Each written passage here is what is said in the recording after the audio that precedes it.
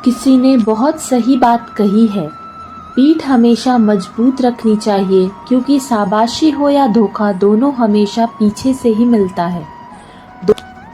दोस्तों, आइए इसे समझते हैं एक छोटी सी कहानी के जरिए जो हमें ये सिखाती है कि जब भी ज़िंदगी में धोखा मिले तो क्या करना चाहिए। बात है पुराने ज़माने के एक कपड़े के व्यापारी का, जिनका प्रेम विवाह हुआ था। उनकी शादी को उनकी जोड़ी का लोग मिसाल देते थे। लोग कहते थे, प्रेम हो तो इनकी तरह। उनके प्रेम के बारे में वहाँ के राजा रानी को भी पता था। एक दिन राजमहल के छत पर राजा रानी टहल रहे थे। उसके बाद नीचे नगर में देखा तो सब जगह अंधेरा ही अंधेरा था, लेकिन एक मकान के छत पर मशाल जल रही थी। वही था वह व्यापारी का घर। दोनों ने एक दूसरे को देखा और फिर चर्चा शुरू हो गई। चर्चा इस बात पर होने लगी कि सब लोग कहते हैं कि उस व्यापारी की शादी बहुत अच्छी चल रही है।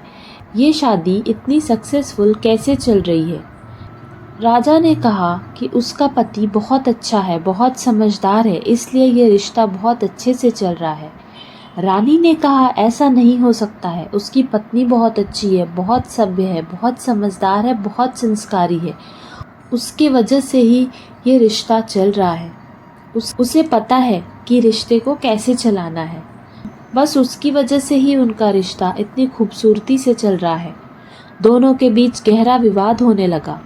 राजा ने कहा, एक छोटी सी परीक्षा करते हैं जो साबित कर देगा कि मैं सही हूँ या तुम। रानी ने पूछा, ठीक है, बताइए क्या करना है। राजा ने कहा, हम व्यापारी और उसकी पत्नी का परीक्षा लेंगे और मालूम करेंगे कि वाकई में दोनों एक दूसरे से प्रेम और इज्जत करते भी हैं या नहीं। रानी ने अपनी दासी को एक संदेशा देकर व्यापारी के पास भेजा। दासी वहां पहुंची और व्यापारी को कहा कि रानी ने आपसे बोलने को कहा है कि अगर आप अपनी पत्नी की हत्या कर दें तो रानी जी आपसे शादी कर लेंगी। व्यापारी ने कहा कि आप मेरी तरफ से उनसे माफ़ी मांग लीजिएगा और कहिएगा कि 1000 रानियां भी आ जाए तो भी मैं अपनी पत्नी को नहीं छोड़ूंगा, जिंदगी भर उसके साथ रहूंगा, उसकी रक्षा करूंगा। ये संदेशा लेकर दासी रानी के पास वापस गई। अब परीक्षा लेने की बारी व्यापारी की पत्नी की थी। नौकर ने व्यापारी की पत्नी को कहा कि अगर आप अपने पति की हत्या कर दें तो राजा आपसे विवाह कर लेंगे और आपको हमारे राज्य की रानी घोषित कर देंगे। आज रात 2 बजे से 3 बजे के भीतर हमारे घर के छत पर जो मशाल जल रही थी वह बुझ जाएगी, और जब वो बुझ जाए तो समझ लेना कि मैंने अपने पति की हत्या कर दी है। मैं राजा का प्रस्ताव मानने को तैयार हूँ। नौकर दौड़कर राजा के पास गया और बताया कि व्यापारी की पत्नी को प्रस्ताव स्वीकार है और वो अपने पति को मारने को भी तैयार है। राजा चौंक गया और फटाफट से अपने सभी सैनिकों को बुलाकर तैयार किया कि हमें बचाव के लिए तैयार रहना है। जैसे ही मशाल बुझेगी हमें व्यापारी के घर जाना है और उसे बचाना है। राजा रानी राजमहल के छत पर पहुंचे और मशाल को देख रहे थे कि क्या वाकई में मशाल बुझेगी भी या नहीं।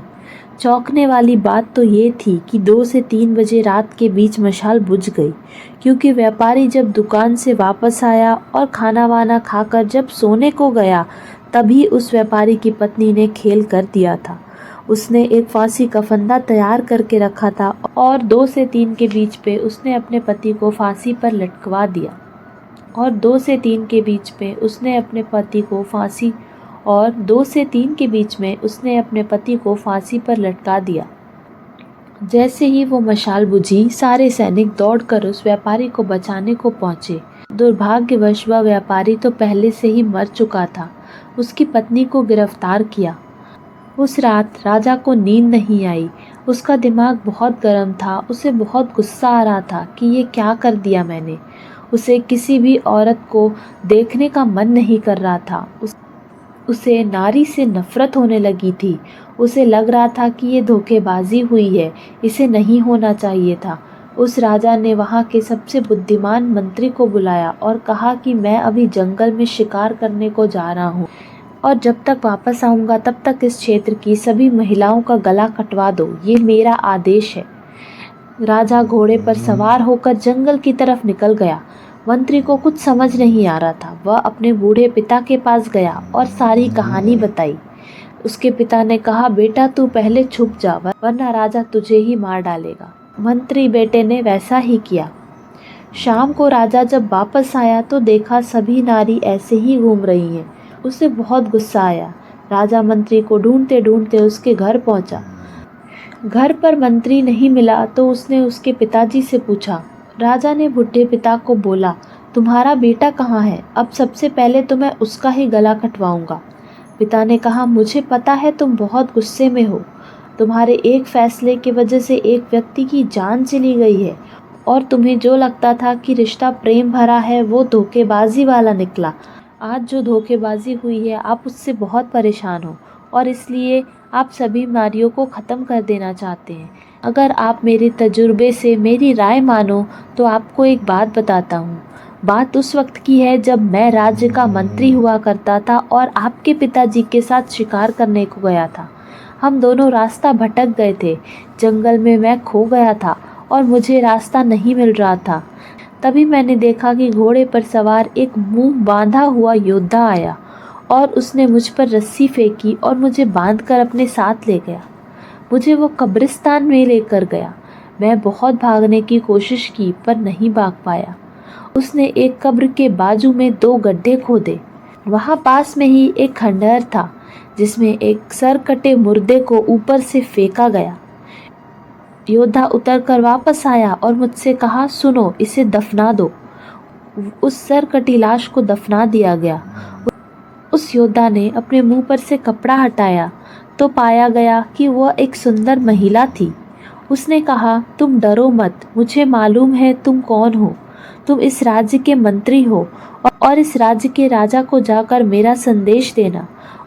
उनके एक राजकुमार ने मेरे एक हंसते खेलते ज़िंदगी को बर्बाद कर दिया है। वो राजकुमार मुझे पाना चाहता था, इसलिए मेरे पति की हत्या कर दी। ये मेरे पति की कब्र है जिसके नीचे 2 कब्र और खोदे गए हैं और ये जो सरकटा लाश है ये वही राजकुमार का है।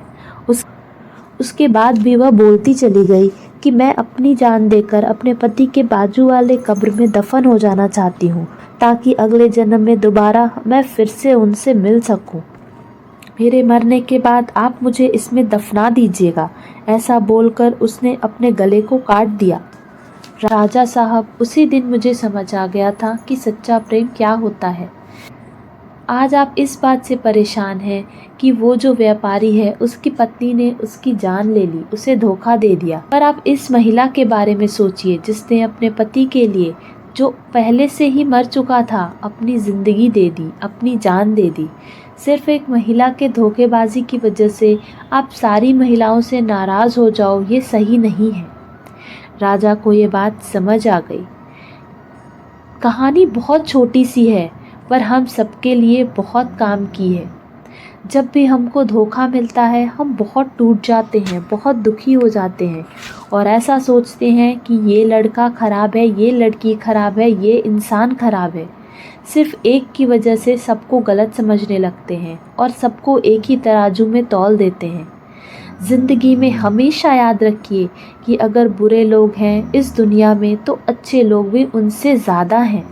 और अगर आपका एक रिश्ता ठीक नहीं चल रहा, आपका एक रिश्ता टूट गया हो, आपको एक जगह से धोखा मिला हो, तो इसका ये मतलब नहीं है कि आपको हर जगह धोखा ही मिलेगा। प्रेम और इज्जत करने वाले भी बहुत लोग इस दुनिया में आज भी जीवित हैं। दोस्तों, अगर आपको ये छोटी सी कहानी अच्छी लगी हो तो प्लीज़ इस वीडियो को लाइक और शेयर करके मेरे चैनल को सब्सक्राइब ज़रूर कीजिएगा। Thank you.